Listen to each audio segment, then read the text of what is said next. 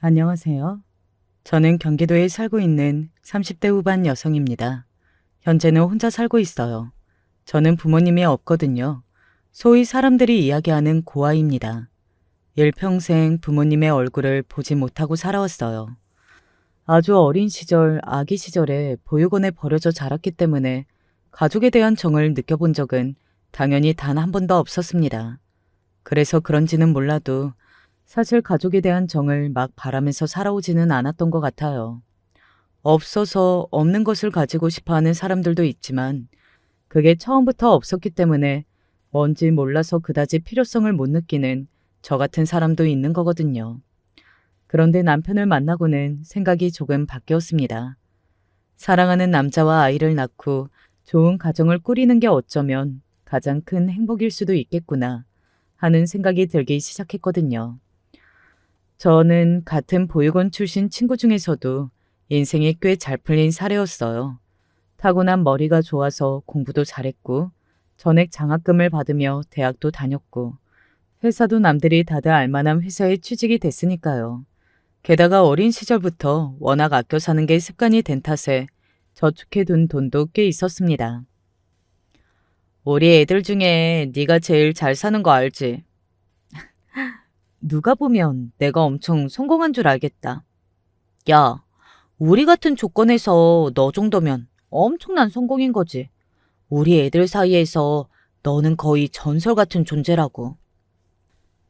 자가는 아니지만 서울에 전셋집도 있었고 또 얼마 전에는 차를 뽑았었거든요. 그걸 보고 그 친구가 그런 말을 하더군요. 고생을 많이 하긴 했어요. 저희같이 출발선상이 다른 사람들은 남들만큼 살기 위해선 남들보다 수십 배의 노력을 해야 하거든요. 대단히 많이 가지고 누리고 사는 삶은 아니었지만 저는 제가 노력으로 이뤄가고 있는 제 삶의 자부심이 있는 편이었어요. 그리고 진심으로 만족하고 살고 있었고요.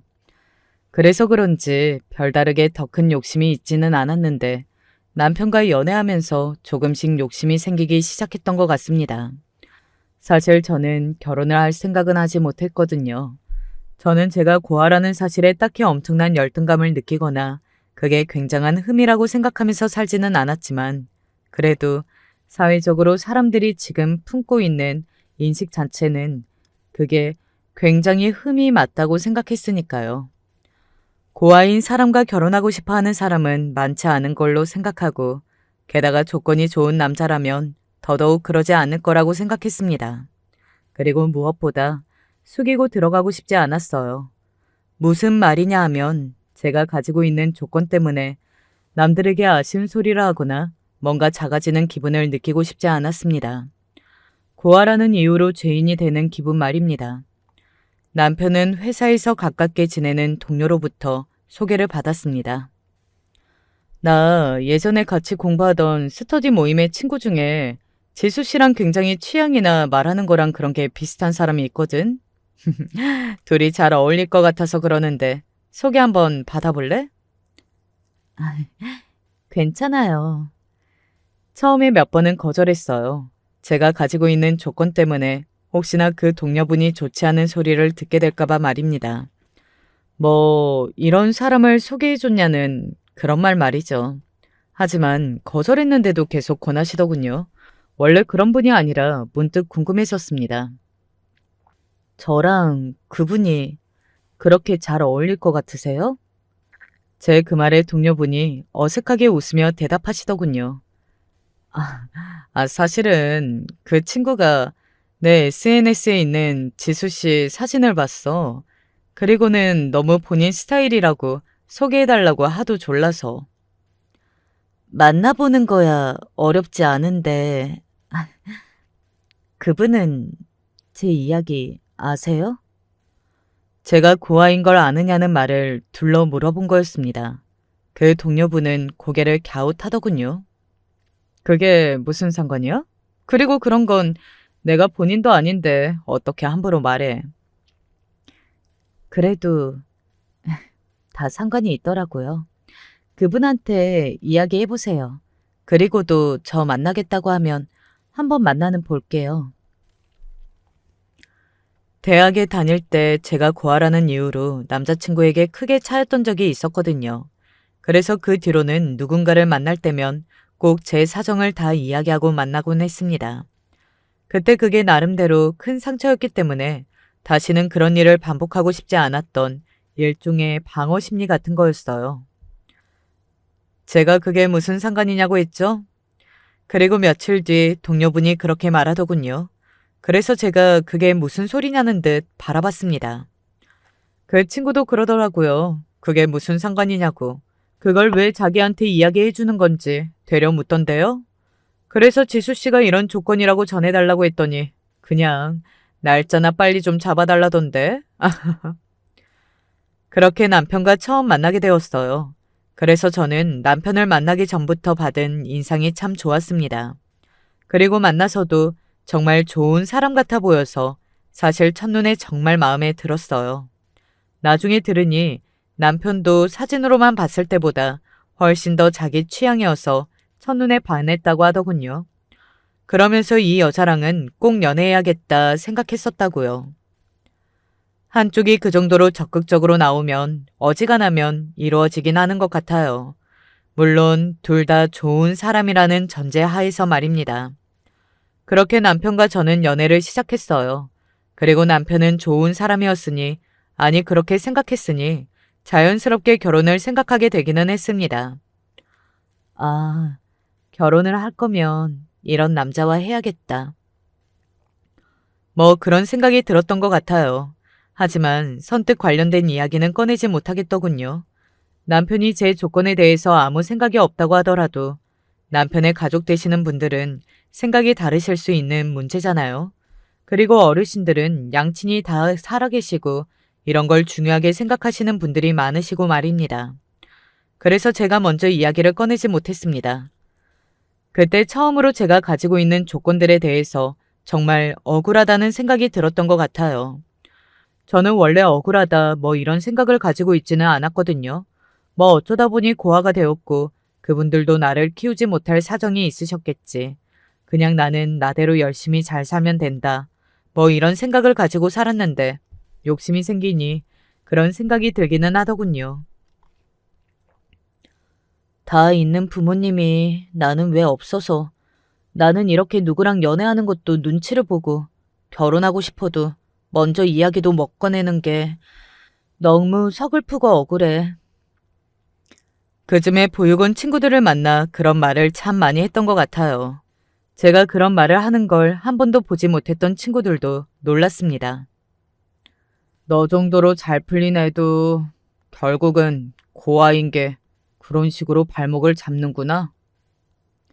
친구들은 진심으로 저를 위로하고 함께 슬퍼해줬어요.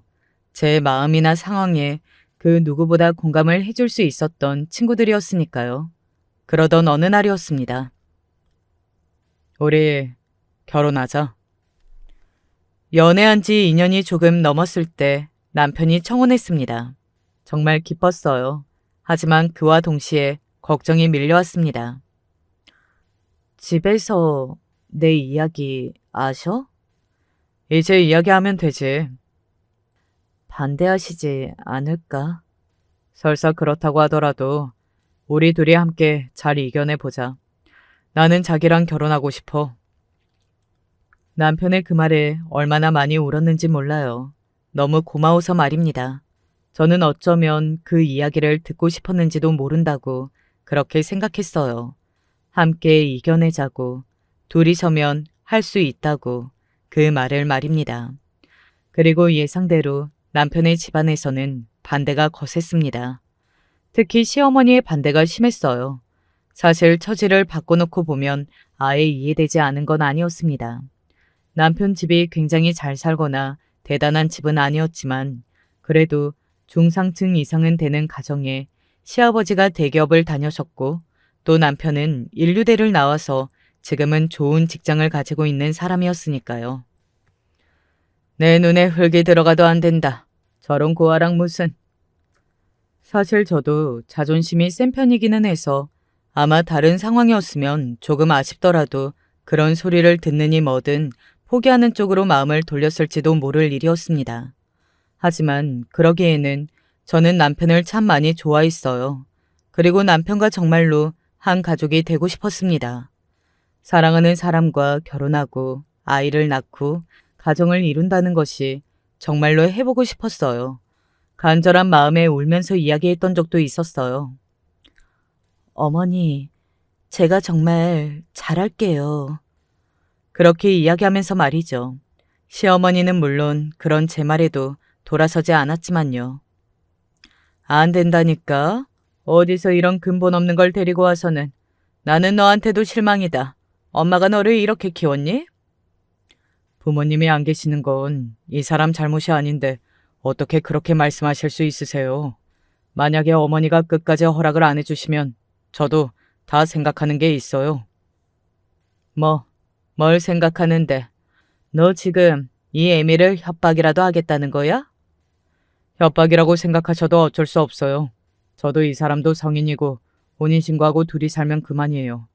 그래도 이 사람이 부모님 허락이 있어야 결혼하겠다고 하니 저도 어쩔 수 없이 이러고 있는 거고 허락 안 해주셔도 제가 이 사람이랑 헤어질 일은 없습니다. 이놈이 내가 너를 어떻게 키웠는데 나한테. 시어머니는 그렇게 이야기하며 뒷덜미까지 잡고 주저앉았지만 남편은 정말이지 눈 하나 꿈쩍하지 않았습니다. 그리고 얼마 지나지 않아 먼저 시아버지가 허락했다는 말을 들을 수 있었어요. 그렇게 좋으면 별 수 있나 해야지 라고 말씀하셨다고요. 그리고 얼마 지나지 않아 시어머니도 두 손을 드셨습니다. 착각하지 말아라. 허락한 거 아니라 그냥 내가 진 거야. 나는 너를 허락한 적이 없다. 알겠니? 물론 끝까지 그렇게 이야기하긴 하셨지만요. 그리고 결혼을 준비하는 과정 내내 정말 저를 향한 폭언에 가까운 말들을 하셨어요. 솔직히 눈물이 날 뻔했던 적도 참 많았습니다. 고아가 된 건 제 잘못이 아닌데 왜 그렇게까지 하시나 따져 묻고 싶었던 적도 많았고요. 하지만 시어머니에게 저는 죄인이었어요. 죄를 짓지는 않았지만 그랬습니다. 늘 작아졌고 늘 쪼그라드는 기분이 들었어요. 그게 이 정도의 약점이라고는 생각해 본 적이 없었는데 그렇더군요. 아이고, 정말 대단하네. 나 같으면 허락 못했을 것 같은데. 애가 좋아 죽겠다는데 어쩔 수 있나. 그래도 자네가 마음이 넓은 거야. 보통은 쉽지 않은 일이지. 자식에게는 부모 없다는 심정으로 허락한 거지. 지인들에게 그런 말을 듣고 온 다음이면 저에게 더더욱 화를 내셨습니다. 사람들이 자기 고아 며느리 본다고 얼마나 무시하는 줄 아느냐고. 겉으로는 대단하네 어쩌네 해도 속으로는 다들 비웃고 있는 거라고 말이죠. 결혼을 준비하고 또 결혼식을 치르는 동안 시어머니는 단 한 번도 저에게 따뜻한 말 한마디 해준 적이 없으세요. 그래서 그랬을까요? 저에게는 그 말 한마디가 더더욱 간절해졌습니다. 언젠가부터 시어머니에게 인정을 받기 위해 굉장히 노력을 했던 것 같아요. 돌이켜보면 정말 하나도 소용없는 일이었고 내가 왜 그렇게 바보 같았나 하는 후회만 할 뿐이지만 말이죠. 어머니, 이거 한번 드셔보세요. 어머니, 이거 제가 사왔는데 한번 입어보세요. 어머니, 오늘 저랑 밖에 외식하러 가실래요? 정말 노력했어요. 남들이 보면 뭘 그렇게 하냐. 그냥 적당히 보고 스트레스도 적당히 받아가며 살아라. 할 정도로 저는 최선을 다했습니다. 그렇게까지 할 필요 없어. 당신도 스트레스 받잖아. 나는 괜찮아. 당신 힘든 거 내가 보기 힘들어서 그래. 남편 덕에 다 이겨낼 수 있었습니다. 이런 사람과 함께라면 다 괜찮다고 그렇게 생각했던 것 같아요. 그래서 그때 당시 남편의 마음을 지금도 의심하지는 않습니다. 물론 지금은 변했지만 그때 저를 향한 마음은 진심이었다고 저는 그렇게 생각해요. 아무튼 아이를 가지고는 조금 좋아지나 싶더니 제가 딸을 낳자 그 구박은 더더욱 심해졌습니다. 시어머니는 정말 가부장적인 분이셨거든요. 너는 그 회사마저 안 다녔으면 정말 쓸모라고는 하나도 없었을 거다. 제가 육아휴직을 냈을 때도 딸 낳은 게 뭐가 그렇게 대단한 일이냐고 복귀를 빨리 하라고 매일같이 닥달하셨어요. 돈이라도 벌라면서 말이죠. 저는 그 집의 식구였던 적이 단 한 번도 없었던 것 같네요. 그래도 행복했습니다. 사랑하는 남편과 예쁜 딸, 가끔 눈물이 날 정도였어요. 내가 가정을 잃었구나 하는 생각에 말입니다. 별로 바라는 미래는 아니라는 생각을 했을 때도 있었는데 이게 이렇게 행복한 일이었구나 하면서 말이죠. 우리 딸, 내가 끝까지 지켜줄게. 그리고 아이를 낳고 나니 오히려 저를 버린 부모님에 대한 안 좋은 감정이 생겼던 것 같아요. 아니, 이렇게 예쁜데 내 속으로 낳은 내 자식은 정말 이렇게 예쁠 수가 없을 만큼 예쁜데 어떻게 이런 자식을 버릴 수가 있지? 하는 생각이 들었거든요. 저는 상상만으로도 끔찍했기 때문에 더더욱 말입니다. 그래서 아이를 낳고 한동안은 우울했던 것 같아요. 그런 생각이 끊이지 않았으니까요. 그마저도 남편과 아이를 보며 이겨냈지만요. 오늘 집에 와서 청소 좀 해라. 제가 오늘 컨디션이 안 좋아서요. 하여간 마음에 안 든다. 네가 컨디션이 안 좋을 일이 뭐가 있니? 세월이 지나면 그래도 가족으로 받아주시겠거니 하는 믿음도 점점 사라져갔고 또 기대도 점점 하지 않게 되었던 어느 날이었어요. 요즘 컨디션이 계속 너무 안 좋네. 병원에 가봤어? 아니, 미련하게 혼자 끙끙거리지 말고 병원에를 가봐. 요즘 들어 컨디션도 좋지 않고 남편도 어딘가 냉랭해졌다고 생각하던 때였어요. 그즘에 남편이 회사 일이 너무 바빴던 터라 예민해져 있나 보다 하고 넘기고 있었던 것 같습니다.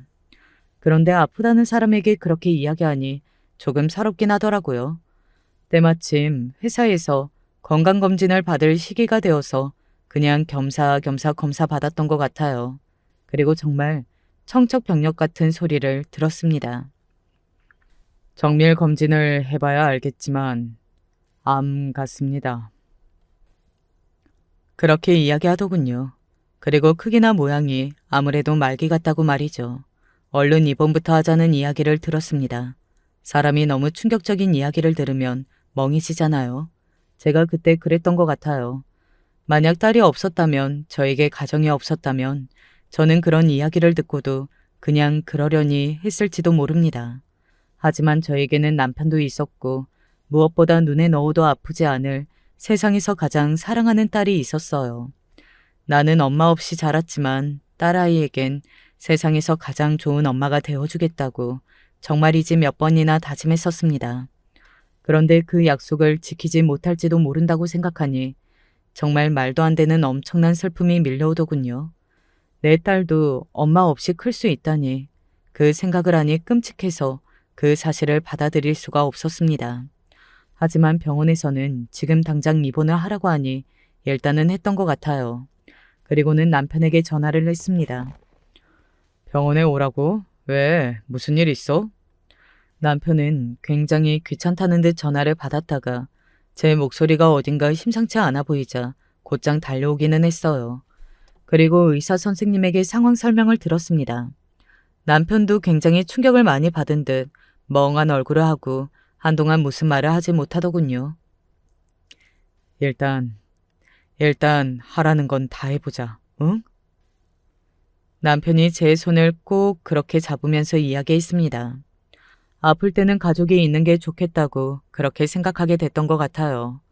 아무리 그래도 죽을 병에 걸렸는데 만약에 제가 결혼을 하지 않고 살았다면 저는 이 모든 것을 혼자 했었어야만 했을 테니까 말입니다. 잘 먹어야 힘내서 치료도 받는 거다. 시어머니가 저에게 도시락을 싸다 주시며 그렇게 말씀하시더군요. 아, 그래도 그동안 정이 조금은 쌓였나 하는 생각을 했던 것 같습니다. 그리고 눈물이 찔끔 났어요. 시어머니에게 그런 챙김을 받아보는 게 난생 처음이었거든요. 민영이는 내가 알아서 잘 보고 있으니까 너는 병원에서 치료나 전념해. 네. 정밀 검사한 거 결과 언제 나온다고 했지? 일주일 정도 걸린다고 들었어요. 그래. 평소에는 저에 관한 질문을 거의 하지 않으셨는데 어떻게 아픈지, 무슨 병인지, 검사 결과는 어떻게 들을 수 있고, 치료는 언제부터 들어가는지, 뭐 그런 것들을 꼼꼼히 물어보시긴 하더군요. 그간 못 해주셨던 게 생각이 난 게 아닐까? 나는 내가 죽어도 눈 하나 꿈쩍 안 할 뿐이라고 생각했거든. 아무리 그래도 가족인데 그 정도일까? 그러니까 내가 잘못 생각하고 있었더라고. 이런 큰일이 생기니까 그래도 가족이 다라고 너한테 가족이 있어서 다행이라고 보육원 친구가 제 손을 잡으며 그렇게 말하더군요. 너는 강한 아이니까 우리 중에서 가장 멋진 아이니까 꼭 이겨낼 수 있을 거라고 말이죠. 저도 진심으로 그렇게 되기를 바랐습니다. 무엇보다 아이를 두고 떠날 수 없었어요. 당신 보험 증서 같은 건 다 어디 있어? 아, 그거 장롱 맨 왼쪽 제일 밑에 서랍에 당신 거랑 내 거 다 같이 모아뒀어. 알겠어. 남편이 보험을 묻더군요. 대수롭지 않게 생각했습니다. 당연히 물어볼 문제고요. 병을 진단받으면 제일 먼저 해야 할 일이기도 하잖아요. 보험을 확인하고 보험금을 받는 것 말이죠.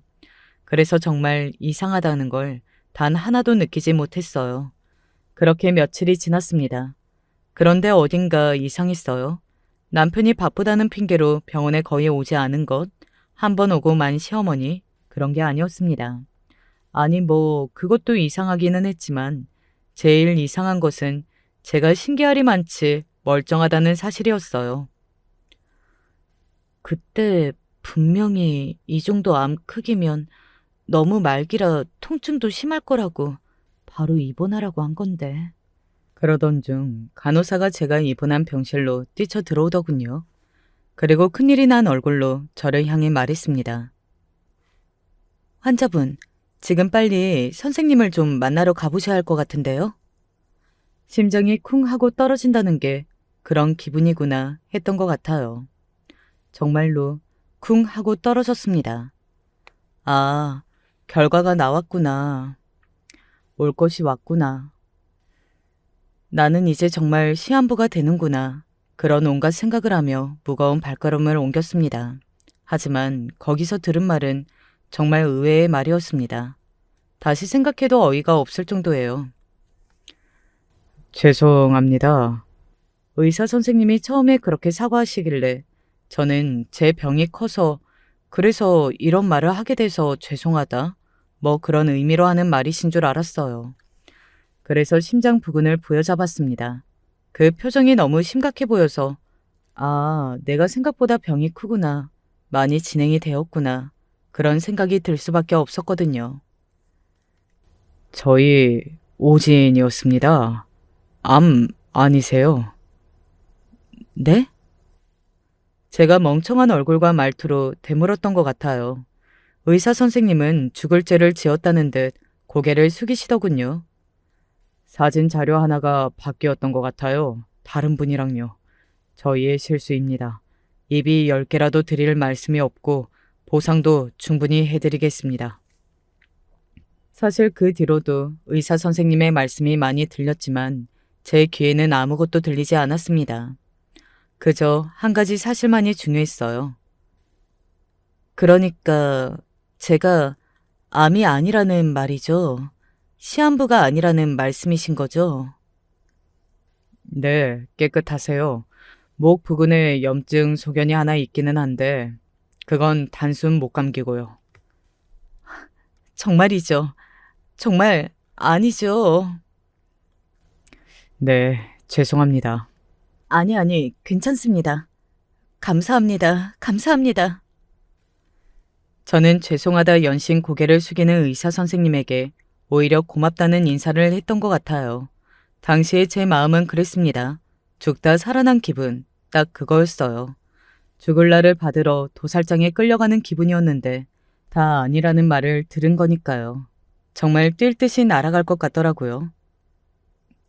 나 안 죽는데. 나 안 죽는데.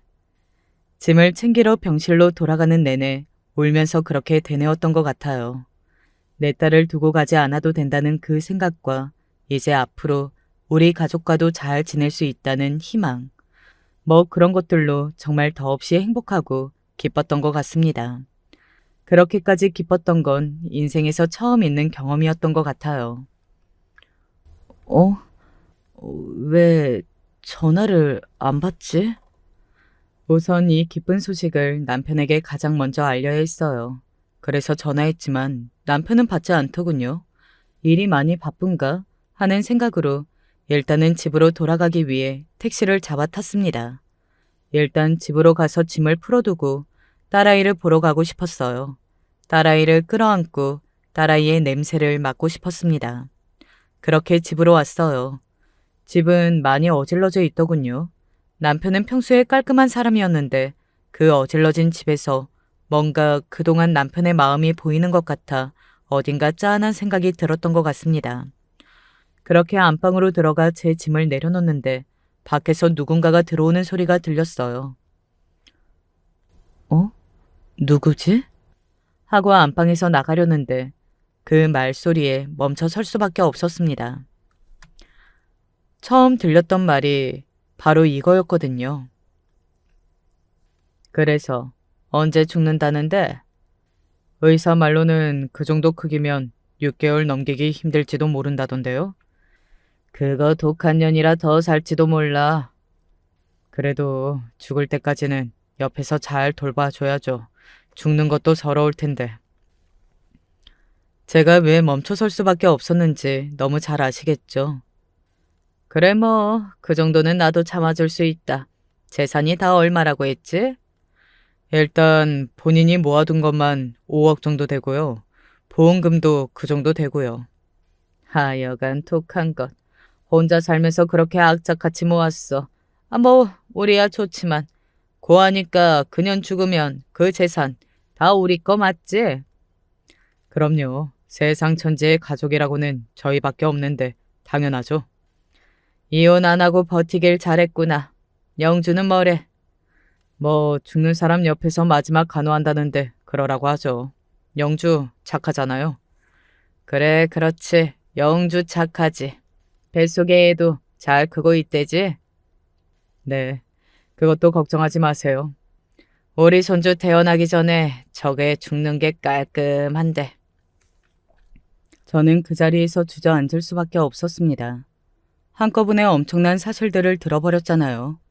남편과 시어머니가 제가 죽는 걸 반가워하고 있고 그 이후에 저의 재산을 탐내고 있으며 심지어 남편에게는 임신한 내연녀가 있고 그 내연녀와 시어머니는 아는 사이라는 엄청난 사실 말입니다. 사람이 너무 놀라니 현실 감각이 아예 없어지더군요. 문 밖에서 계속해서 대화 소리가 들려왔습니다. 보험 서류 여기 있네요. 그래, 이제 가자. 오늘 저녁에 영주랑 밥 먹기로 했잖니, 우리 집에서.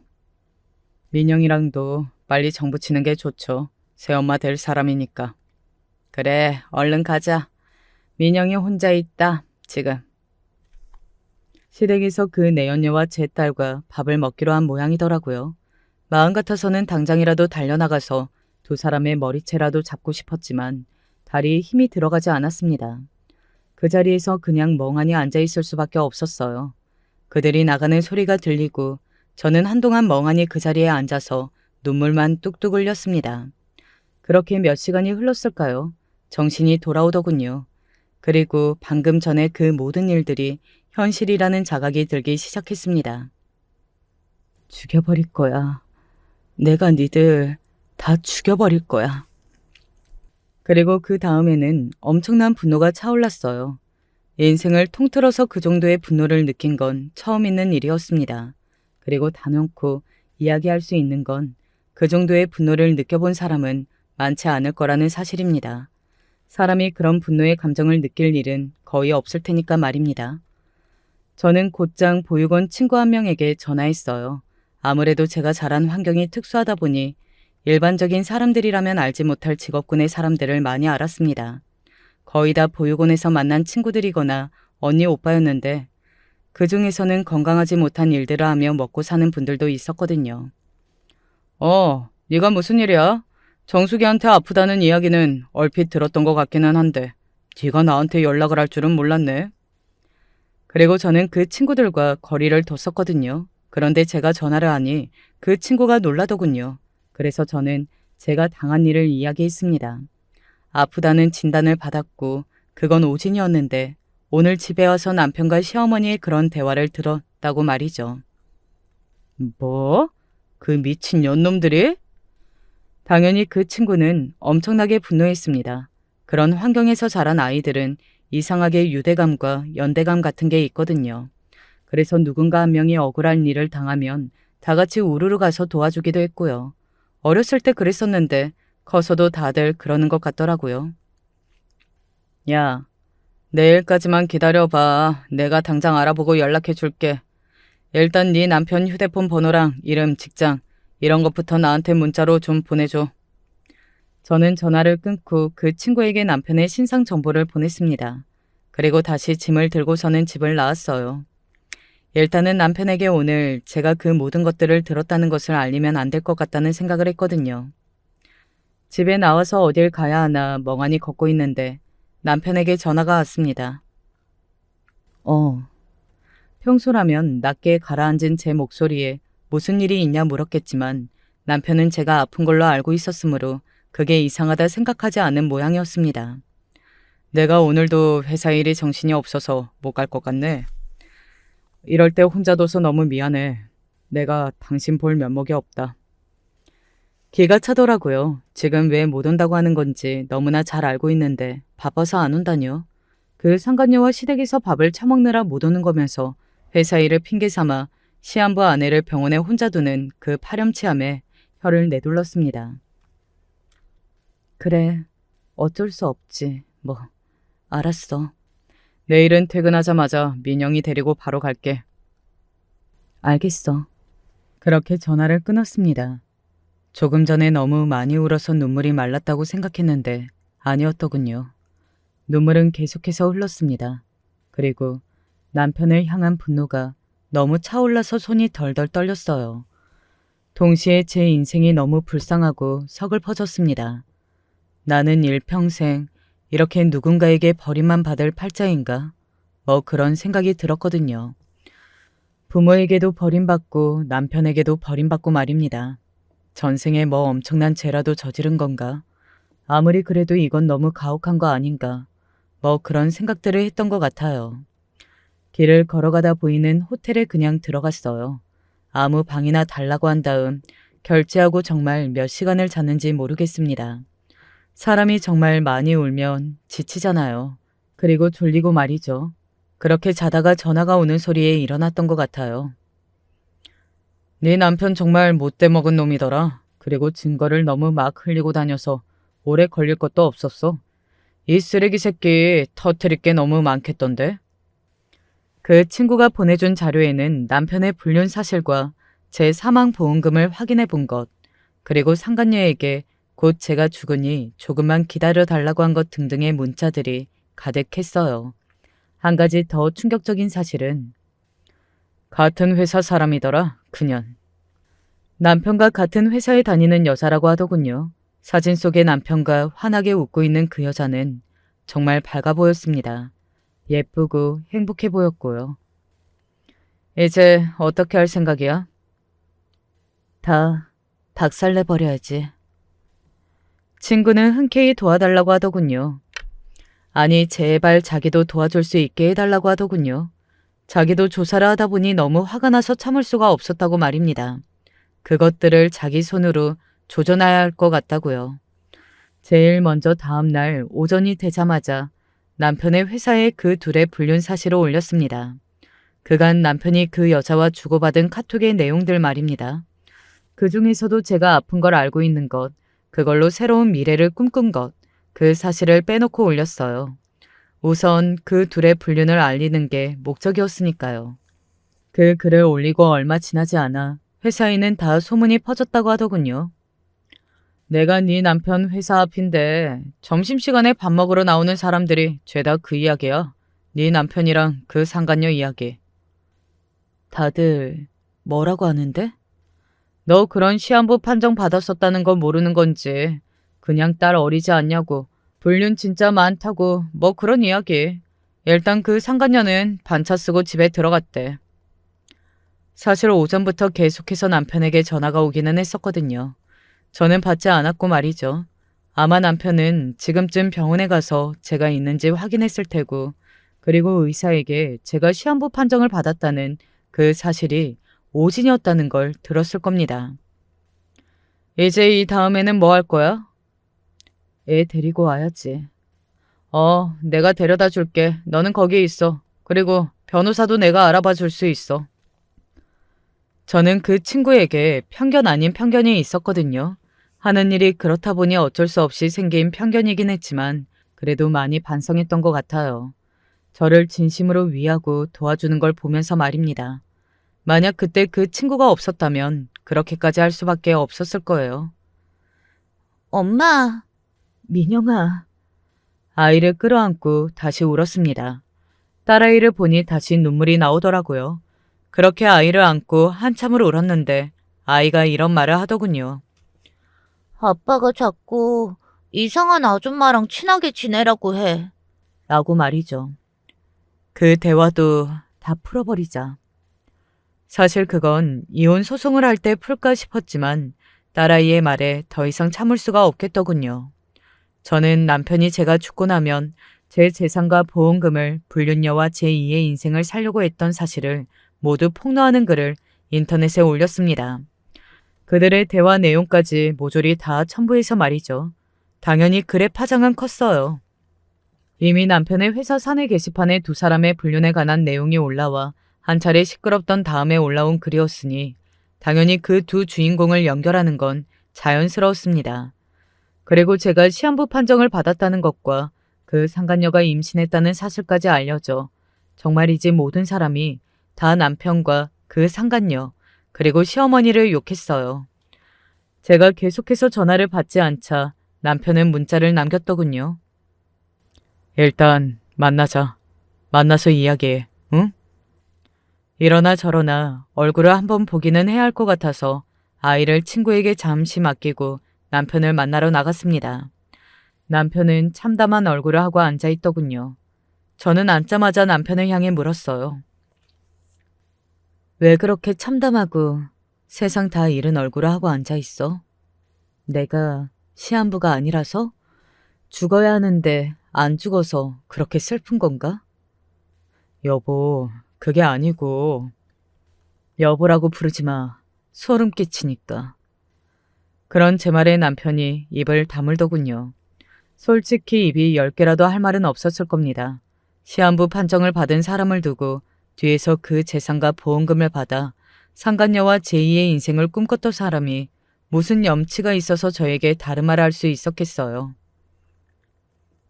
미안해. 그렇게 사과해봐야 아무 소용이 없고 나한테 헛소리 할 거면 그냥 안 하는 게 좋을 거야. 나는 지금 당신이랑 그 여자 그리고 어머니까지 다 정말로 죽여버리고 싶은 걸 참는 중이니까. 제가 그렇게 화를 내고 이를 악무는 모습은 남편은 처음 보는 거였을 테니 놀라긴 했을 겁니다. 저는 어렸을 때부터 한번 화가 나면 정말 무서운 아이구나 하는 말을 참 많이 들었었거든요. 남편에게는 그간 그 정도 화낼 일이 없었으니 그런 모습을 보여줄 일이 없었고 말입니다. 나는 내 인생을 걸고 니들 연놈들이랑 어머님 이 땅에 쪽팔려서 발 못 붙이고 살게 해줄 테니까 각오해. 그렇게 이야기하고서는 돌아 나왔습니다. 뒤에서 저를 애타게 부르는 소리가 들려왔지만 돌아보지 않았어요. 그리고 저는 그 다음 날부터 본격적으로 움직이기 시작했습니다. 무서울 것도 겁날 것도 없었어요. 한번 죽다 살아나니 모든 게 다 겁이 나지 않았습니다. 못할 일이 없을 것 같더군요. 우선 시댁에 있는 동네에 대자보를 붙이기 시작했어요. 시어머니가 무슨 짓을 했는지 말입니다. 시한부 판정을 받은 며느리를 두고 어떤 말을 했는지, 그리고 아들의 불륜녀를 집에 불러서 밥까지 먹인 사실을 다 말입니다. 어머머머, 그러면 며느리가 병원에 누워있는데 그 집 식구들은 상간녀랑 같이 밥을 먹고 하하호호 한 거야? 세상에. 악마도 울고 가겠어. 어떻게 인간으로 태어나서 그런 짓을 할 수가 있는 건지 원. 그런 사람들이랑 한 동네 사는 게 너무 쪽팔린다 정말. 당연히 소문은 금방 났어요. 왜? 그런 소문들은 원래 굉장히 빨리 퍼지잖아요. 반나절도 되지 않아 온 동네 사람들이 떠들어댔고 시어머니에게 연락이 왔습니다. 죽다 살아났으면 그냥 감사합니다 하고 착하게 살지. 이게 뭐 하는 짓이냐? 착하게요? 누구 좋으라고요? 날 두고 그런 짓을 할 생각을 한 사람들 좋으라고요? 이게? 저한테 이러시지 않은 게 좋을 텐데요. 저는 이제 정말로 못할 게 없어요. 이런 사람 더 건드려서 어쩌시게요? 네? 네, 내가 무서울 줄 알고? 그렇게 말하는 시어머니의 목소리는 이미 굉장히 떨리고 있었어요. 누가 봐도 무서워하는 사람의 목소리였습니다. 그럼 어디 한번 계속해 보실래요? 내가 어디까지 할 수 있는지 그렇게 궁금하세요? 제가 그렇게 소리를 확 지르자 시어머니는 전화를 뚝 하고 끊더군요. 제가 그간 자신에게 당해준 건 사랑하는 남편의 엄마였기 때문에 그 이상도 이하도 아니었는데 이제 그게 사라진 마당에 자신을 계속 대접해 줄 걸로 생각한 게 정말이지 웃겼습니다. 뻔뻔해도 생각이 없어도 정도라는 게 있는 건데 말이죠. 시댁 어르신들은 쫓기듯 이사를 해야만 했어요. 집 밖으로 나와도 사람들이 수군거리는데 달리 다른 방도가 없었을 겁니다.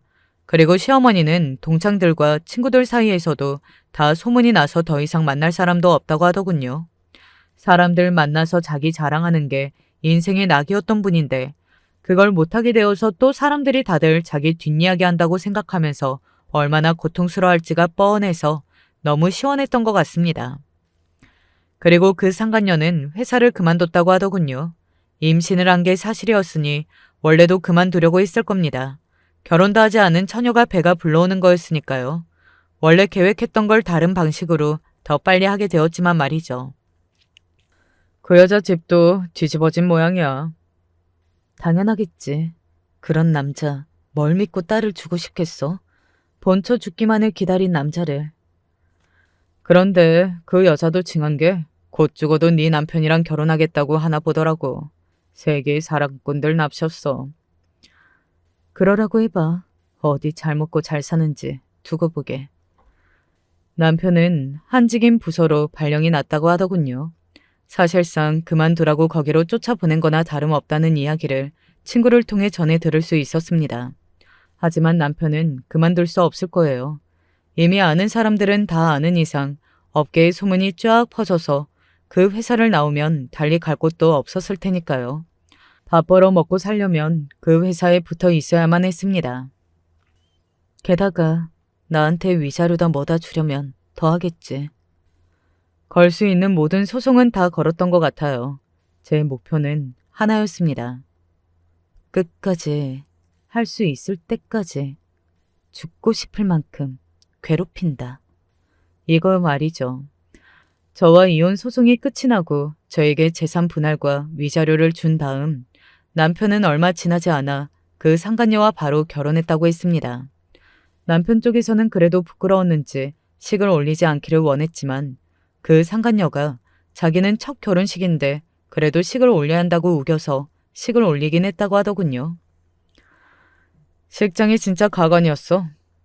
왜? 텅텅이기도 했지만 온 사람들 다 엄청 떨떠름한 표정으로 앉아 있었거든. 그 신부 마지막에는 거의 울려고 하던데. 그건 그냥 결혼식이라 그런 거 아니야? 아니야. 하객들 보고 노려보면서 입을 앙 다물고 손 떨면서 울더라니까. 신부가 일반적으로 우는 모습이 아니었어. 제 눈으로 보지 못해 안타깝다는 생각이 들더군요. 왜? 그런 말이 있거든요. 어디 외국 속담 중에 하나라고 알고 있는데 누군가에게 나쁜 짓을 한 못된 사람들은 기다리다 보면 강가에 시체가 떠내려온다는 말이요. 어차피 글러먹은 인간들이니 지들 스스로 무덤을 판다는 뭐 그런 뜻이라고 알고 있습니다. 그리고 그 말은 정말 맞는 말이었어요. 그 둘은 얼마 가지 않아 이혼했습니다. 상간녀가 아이를 낳고 얼마 지나지 않아서 말이죠. 하루가 멀다고 싸웠다고 해요. 그럴 수밖에 없기는 했을 겁니다. 모두가 손가락질했고 또 재산 분할에 위자료에 생활하기에 돈도 빠듯했을 테고 또 남편은 회사에서 치욕스러운 나날을 보내고 있다고 들었으니까요. 왜 그런 거 있잖아요. 아무 일도 안 시키고 노골적으로 나가라는 듯이 필요 없는 사람이라는 듯이 그런 취급을 하는 건 말입니다. 자존심이 센 사람이었으니 회사에서 그런 취급을 받는 건 굉장히 타격이 크기는 했을 거예요. 게다가 저는 온갖 소송을 다 걸어대면서 그 싸움을 끝낼 생각이 없어 보이니 안팎으로 그 둘이 행복할래야 행복할 수 없는 상황이기는 했어요. 그 여자가 아이를 데리고 집을 나갔다고 하더군요. 그 전에 그 집에서 맨날 부부싸움으로 인한 소음 때문에 주변 이웃들이 괴로워했다는 이야기도 친구를 통해 듣기도 했고요. 그 뒤로 남편은 결국에는 회사를 그만뒀다고 했습니다. 마지막에는 아무도 말도 안 걸어줬다더라고. 아무리 뻔뻔해도 더 이상은 견딜 수 없기는 했을 거야. 어쩌겠어? 그건 자기 업보지. 그 말을 듣고 생각에 잠긴 저에게 친구가 물었습니다. 불쌍해? 뭐가? 그 인간이? 전혀. 그냥 사람 인생에 하루아침에 그렇게 나락으로 간 게 새삼스럽다는 생각이 들어서. 한때 좋은 사람으로 저와 행복한 가정을 꾸리고 살았던 사람이었습니다. 회사에서도 능력을 인정받고 저에게는 좋은 남편, 딸아이에게는 좋은 아빠였던 사람이요. 사람이 변한 건지 아니면 원래 그런 사람이었는데 제가 몰랐던 건지는 알 수 없지만 그냥 하루아침에 시궁창으로 빠진 인생을 보니 남편도 엄청나게 고통스러울 것 같다는 생각이 들기는 하더군요. 그 생각을 하니 그냥 다 그만두고 싶어졌습니다. 어차피 이제는 제게도 힘들어 보이는 인생, 저도 그만 남편을 잊고 새 인생을 살고 싶다는 생각이 들었어요. 그래서 남아있는 소송들을 다 취하하고 더 이상 관심을 두지 않고 잊고 살았습니다. 그러다 굉장히 오랜만에 남편 소식을 듣게 되었어요. 오늘 이 사연을 쓰게 된 것도 남편 소식을 듣고 지난 날을 떠올려 보다가 쓰게 된 겁니다. 뭐 듣고 싶지 않을 수도 있지만 내가 최근에 네 전남편 이야기를 좀 듣게 됐어. 어떻게 지낸대? 단순한 호기심이었어요. 알코올 중독으로 술 엄청나게 많이 마시다가 사고를 몇 번 친 것 같더라고. 집에서 물어주고 다니다가 얼마 전에 강제 입원시킨 모양이야. 제가 생각한 것보다 훨씬 많이 망가져 있더군요. 뭐 동정심? 그런 마음은 전혀 들지 않았습니다. 다 본인이 저지른 일에 대한 업보였다고 생각하니까요. 그냥 그런 이야기를 듣는데도 전혀 연민이든 뭐든 아무 감정이 들지 않는 제 자신에게 조금 놀랐던 것 같기는 해요. 이제는 과거에서 완전히 벗어났다는 생각이 들었습니다. 그래서 이 사연을 쓰게 된 거고 말이죠. 남편은 아마 대부분 제정신이 아닌 날들로 살아가고 있겠지만 그래도 문득 제정신이 돌아오는 날에는 저를 생각할 겁니다. 그러고는 저를 미워하거나 자기 잘못을 후회하겠죠. 뭐가 되었든 평생 저를 생각하며 고통스러워할 겁니다. 가장 바라던 엔딩이었어요. 그리고 그렇게 되어서 다행이고 말이죠. 저는 그동안 아주 잘 지냈습니다. 회사에서 능력도 인정받아 승진도 했고 아이도 아빠 한번 찾지 않고 그 어느 집 아이들보다 잘 자라주고 있고요. 그리고 앞으로는 더 잘 살 겁니다. 반드시 그렇게 되게 만들 거니까요. 저는 한다고 다짐한 건 다 하는 사람이니까요. 제 이야기는 여기서 끝입니다. 어떻게 들으셨는지 모르겠네요. 저는 이제 완전히 이 일에 상처받지 않게 되었으니 마음껏 재밌어 하셔도 괜찮습니다. 저도 이 사연을 쓰면서 참 제 인생 볼만했다고 생각하면서 썼거든요. 요즘 날씨가 점점 더워지고 있더라고요. 이럴 때 실내는 에어컨이 너무 세서 오히려 감기에 걸리기 쉬우니 더 건강 조심하세요. 끝까지 제 이야기 들어주셔서 감사합니다. 부디 재미있으셨길 바라며 이만 줄일게요. 언제 어디서나 건강하시고 행복하시고 좋은 일만 있으시길 바랍니다. 여러분도 제가 그럴 수 있길 바라주세요. 결혼에 대해서 아무것도 모른 어린 시절부터 언젠가 내가 나중에 어떤 남자랑 결혼을 하게 된다고 하더라도 절대 애는 낳지 말자고 다짐하는 삶을 살아왔습니다. 이유는 간단합니다. 저희 부모님이 저를 포함해서 두 동생, 즉 새남매를 키우느라 너무 고생하셨기 때문입니다.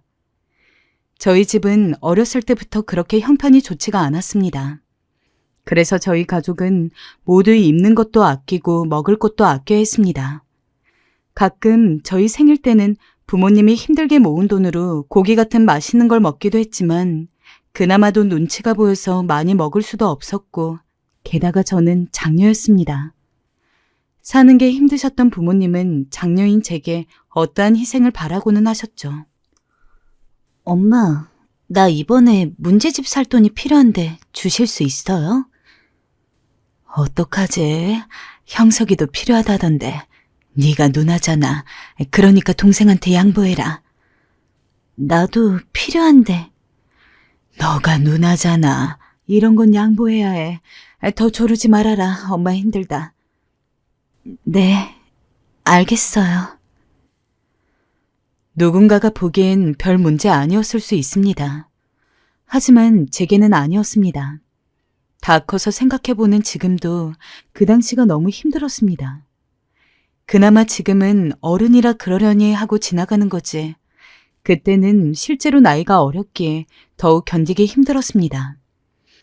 부모님의 바람을 이해 못한 건 아니지만 저도 가지고 싶고 누리고 싶은 게 많았기에 부모님의 기대에 저 자신을 맞추기가 너무 어렵고 속상했던 기억이 납니다. 저도 동생들 신경 안 쓰고 맛있는 거 많이 먹고 다른 집 애들처럼 부모님들한테 듬뿍 사랑도 받고 싶은데 장난감을 하나 사도 남동생들이 가지고 놀게 우선이었습니다. 저는 누나인데다가 혼자 여자였기에 인형과 같은 여자애들이 가지고 놀 법한 장난감을 사달라고 하면 동생들도 놀 수 있는 걸 생각해야지 라고 그러면서 부모님은 고심 끝에 딱 남동생들만 가지고 놀기 좋은 로봇을 사고는 했습니다. 제가 저를 위한 장난감을 받아본 것은 아버지가 집에 오는 길에 근처 가게에서 받아온 낡은 오리 인형이 전부였습니다. 모든 어린 시절을 통틀어서 말이죠.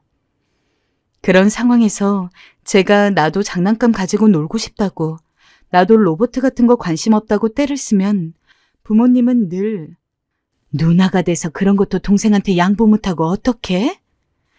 라며 오히려 저를 나무랐습니다. 그럴 때마다 저는 제가 욕심쟁이가 된 것 같은 기분에 사로잡힐 수밖에 없었죠. 그러한 경험들은 딩크족이라는 지금의 저를 만들어냈습니다. 솔직히 초등학교 중학생이 당장 결혼에 대해서 얼마나 깊은 생각을 가지고 있었겠습니까? 당시 제 또래 애들 중에서 결혼 얘기를 꺼내는 애들은 한 명도 없었습니다. 오직 저만 빼고요. 저는 당시 같이 지냈던 반 친구들한테 이런 이야기를 했습니다. 나는 나중에 결혼하면 절대 자식은 안 낳을 거야. 라고요. 왜? 어른 돼서 결혼하고 자식 낳으면 그 자식이 너무 불쌍하거든. 불쌍하다고? 그게 무슨 말이야? 친구들은 저를 이해하지 못했어요. 단순하게 보면 그냥 어느 조숙한 여학생의 별것 아닌 이야기라고 볼 수도 있을 것입니다. 하지만 저는 그때부터 이미 동생들을 챙기느라 저를 챙겨주지 않은 부모님에게도 화가 많이 나 있었고 지쳐 있었습니다. 제가 나중에 복권이라도 맞아서 재벌이 되지 않는 이상 죽어도 애는 낳고 싶지 않았습니다. 이런 마음을 가지고 자랐기에 성인이 되어서도 별로 달라진 것이 없었습니다. 여전히 부모님은 동생들만을 생각했고 저는 장녀니까 다 커서 어른스럽다는 이유로 늘 뒷전이었습니다. 그래서 어느 날 선언했어요. 엄마, 이제는 저 나가 살고 싶어요. 그리고 아마 연락은 많이 드리지 못할 거예요. 건강하고 행복하게 사세요. 아, 맞다. 하나 빠뜨릴 뻔했네. 제가 버는 돈도 집에 보태지 못할 것 같아요. 저도 이제 사느라 돈이 많이 들어갈 거고 저금도 해야 하니까요. 죄송해요. 아무튼 저 이만 가볼게요. 그나마 진짜 어른이 되고 나서는 이제 동생들이든 부모님이든 신경 쓰고 싶지 않기 위해 독립을 핑계로 거의 반 이상 연을 끊다시피 하며 집을 나올 수 있었습니다. 그러고 나오기 전에 이렇게 이야기했어요. 나는 그동안 장녀라는 이유로 계속 이 집에서 희생되어 왔으니까 앞으로 내가 버는 돈 전부 내 거라고, 집에는 한 푼도 안 보낼 거라고 말이에요. 그런데 부모님이 이러시더라고요. 기껏 어려운 형편에 힘들게 키워놨더니 이런 식으로 가족을 버리는 거니? 어쩜 그리 못돼 먹을 수가 있니? 남동생들한테 좀 잘해준 게 그렇게 억울해? 넌 어렸을 때부터 그랬다. 늘 뭐든 가져야만 속이 편했지. 우리가 너 키우느라 얼마나 고생했는지 아니? 그 고생은 하나도 생각 안 하는 거야? 엄마, 제가 가족을 버려요? 엄마는 절 한 번도 남동생들과 동등한 자식으로 취급해주지 않았어요. 단언컨대 제가 남동생들이랑 똑같은 사랑과 관심만 받았더라도 이렇게까진 하지 않았을 거예요. 정효도를 원한다면 그렇게 엄마와 아빠가 좋아하던 동생들한테 받으세요. 이놈의 기집애가, 저 못된 계집애가 끝까지 부모 가슴에 못을 박고 너 당장 들어와. 여기서 더 말해봤자 서로 헐뜯기만 할 뿐이잖아요. 가볼게요. 대답할 가치도 없어 제대로 대꾸도 안 하려 했어요. 그런데 밖으로 나오니 갑자기 이 세상에 홀로 남은 기분에 제가 다짐하고 버린 일인데도 불구하고 울적하고 눈물이 나오더라고요. 아무래도 서러웠던 것 같아요. 하지만 하루하루 살다 보니까 제 선택이 정말 최고의 선택이라는 확신이 들었습니다. 부모님도 동생들도 처음에는 연락이 왔지만 제가 의무적인 답변을 하거나 가끔 바쁘고 답변하기 귀찮은 날에는 아예 무시를 하니까 점점 연락이 오는 정도도 드문드문하게 변했어요. 내가 나를 위한 삶을 살 수 있다는 것은 너무도 좋은 일이었어요.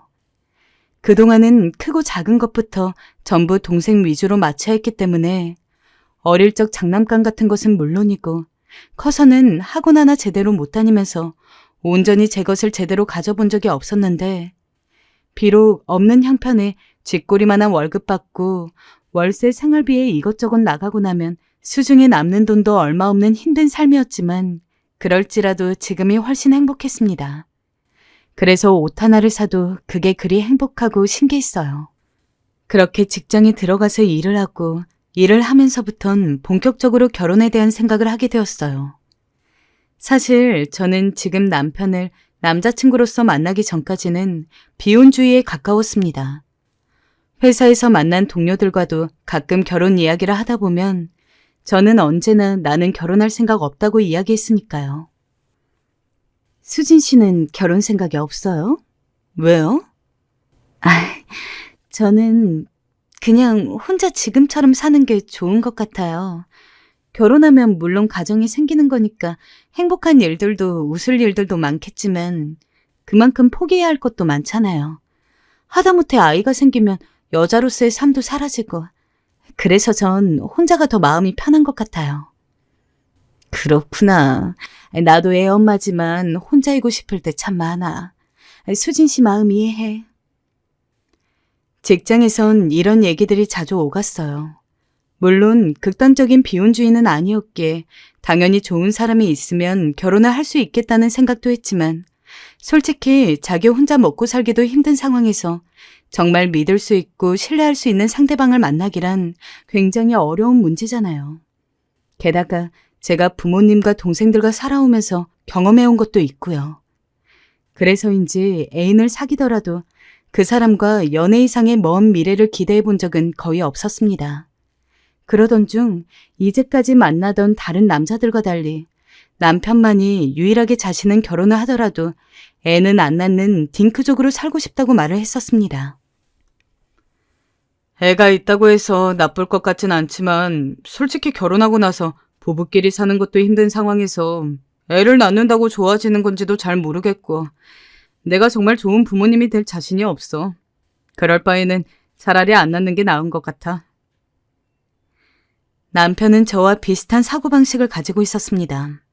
그런 이야기를 듣고 나니까 오히려 이 사람이랑 결혼해도 되겠다는 생각이 들더라고요. 아주 조금 걸리는 것이 있다면 남편은 저처럼 확고한 딩크족은 아니었다는 것이었습니다.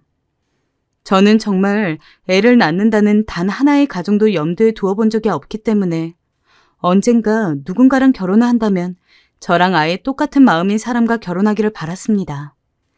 하지만 사실 주변에서 저 정도로 강하게 애를 낳지 않는 것을 주장하는 사람이 없기도 했고, 다른 여러 가지 조건으로 따져봤을 때 남편만큼 제격인 사람을 찾기가 힘들었습니다. 어찌됐든 남편 역시 애를 낳고 싶지 않아 하는 마음만큼은 있었기 때문에 그 정도로도 충분할 거라고 생각했죠. 하지만 걱정되는 건 시부모님의 반응이었죠. 남편에게 듣기론 시아버님과 시어머님은 자식을 바라신다고 들었거든요. 역시나 처음 절 뵌 날 가장 먼저 그 질문을 하시더라고요. 아가씨도 우리 문근이랑 생각이 같나? 애 안 낳을 거니? 네? 네, 어머님. 저희는 그냥 부부끼리 살기로 결정했어요. 아니, 문근이도 그러더만 어쩜 데려온 여자까지 이럴 수가 있니? 그래, 아가씨. 난 아가씨가 다 마음에 들고 얼른 결혼도 시키고 싶은데 그게 마음에 걸려요. 우린 손주가 꼭 필요하거든. 아가씨가 아직 젊어서 생각이 짧나 본데 자식 낳고 살아봐야 진짜 인생을 사는 거야. 부부 사이에 애 없으면 이혼도 쉽고. 엄마, 이 얘기를 이 자리에 와서까지 해야겠어요? 이미 저랑 다 한 얘기잖아요. 저희는 아이 없이 살 거고 결혼도 진행할 거예요. 시어머니는 제게 다른 질문은 하지 않고 오로지 아이 관련한 질문만 끈질기게 하셨어요. 제 생각이 얼마나 확고한지 마치 테스트라도 해보는 것 같았어요. 심지어 그 질문에 답하느라 다른 얘기는 나눠보지도 못했어요. 옆에서 남편이 고만하라고 했지만 시어머니 입은 도통 멈추시질 않았어요. 결혼 후에도 시어머니는 계속 그러셨어요. 저나 남편이나 저희 둘이 오손도손 먹고 살기에는 그럭저럭 살만했지만 역시 아니나 다를까 애를 낳는 순간 굉장히 힘들게 살 게 눈에 빤히 보이는 형편이었습니다. 하지만 시어머니가 저러시니 그러다 어느 날은 제가 강하게 한번 의견을 물어붙였습니다. 그날은 시어머니랑 단둘이 만난 자리였는데요. 은근슬쩍 아이 얘기를 꺼내시려 하길래 단칼에 잘라내었습니다. 어머니, 죄송하지만 저 더 이상 이 얘기는 하고 싶지 않아요. 끝난 얘기이기도 하고요. 문근 씨랑 저 모두 다 아이 낳을 생각 확실히 없습니다. 그런데 시어머니가 여기서 벌컥 화를 내시는 거 있죠? 아니, 너희도 참 이상하다. 내가 이 정도 얘기했으면 못 이기는 척 좀 고분고분 해줘야 하는 거 아니니? 어쩜 둘 다 그리 고집이 센 거야? 내 아들은 그렇다 치고 넌 며느리가 되어서 시어머니 비위 좀 맞춰줄 수 있는 거지. 그게 그리 어렵니? 어머니, 애 낳는 게 어머니 비위 맞춰서 해결해야 될 문제인가요? 전 아니라고 생각하는데요. 저 어머니가 원해서 원한다는 이유로 애 낳을 생각 없습니다. 어머니, 오늘 저한테 말 실수하신 것 같네요. 이만 가보겠습니다. 그 후 저는 강하게 나가기 위해 일부러 시어머니 전화도 받지 않고 문자도 일절 확인하지 않았습니다. 남편도 이런 제 행동에 아무런 말하지 않았죠. 오히려 그런 식으로 해야 엄마도 포기할 거라고 말하더군요. 저희가 그렇게 하니 시어머니도 이젠 포기해야겠다 싶으셨는지 저희에게 힘없는 목소리로 전화를 걸어오셨습니다. 그리고는 알겠다고 저희 의사를 존중하겠다고 말씀해 주셨죠. 어쨌든 저도 어머님이 포기해 주신 덕분에 감사하고 평온한 나날을 보낼 수 있었어요. 남편과 진짜 신혼생활을 즐길 수 있기도 했고 마음껏 여행도 가고 맛있는 것도 먹으러 다니면서 깨가 쏟아지는 신혼을 보내었어요. 물론 시부모님도 저한테 아이 얘기 못 꺼내셨고요. 그래서 전 부자가 되어서 여유 있게 살지는 못하겠지만 그래도 제법 제 마음에 드는 결혼 생활을 하고 있었다고 생각했습니다. 하지만 저희 결혼이 3년째가 되던 해 상황은 완전히 뒤바뀝니다. 아이 낳으라고 잔소리 한 번 하지 않던 시부모님들이 대체 무슨 바람이 불어서였는지 어느 날부턴가 갑자기 애를 가지라고 틈만 나면 저에게 성하더라고요. 한두 번이야 그냥 못 들은 척하고 넘어갔지만 만나는 일만 있으면 계속해서 그러고 보니 너네 아이는 안 낳을 작정이니? 라며 이미 다 끝난 이야기를 꺼내고 또 꺼내니 너무 피곤했습니다. 어머니, 저번에 말씀드렸지만 저희는 애는 안 가질 생각이라서요. 아니, 그게 말이 되니? 부부가 어떻게 애를 안 가지니? 예전에야 내가 문근이 생각도 그렇고 내가 애 낳으라고 하면 강요다 뭐다 하면서 하도 난리치니까 가만히 있었지만 이제는 너네도 좀 생각이 달라지지 않았니? 지금에야 젊어서 니네 둘이 살아도 문제가 없지만 나중에 결국 나이가 들면 사람은 외로워지기 마련이야. 부부끼린 오래 못 산다. 시어머니는 점잖은 편이시지만 고집이 강하셨어요.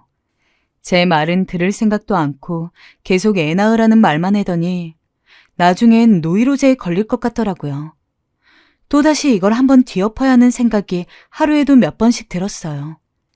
사실 남편이 좀 강하게 나서줬으면 해서 흘끔흘끔 곁눈질을 해도 남편은 아무런 대꾸도 안 했습니다. 그 덕분에 저 혼자서 시부모님의 원망 아닌 원망을 다 받아들여야 했죠.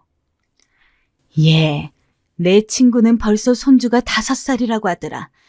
아휴, 나는 손주가 없으니 자랑할 것도 없고 참 심심하더구나. 할 말도 없고. 아이고, 며느리가 저리 뻗대고 있으니 우리 아들이 피말라 죽겠네. 나도 죽겠고. 안 그래요, 여보? 그러게 말이야. 옛날 같았으면 애 둘은 낳고 있을 시기인데.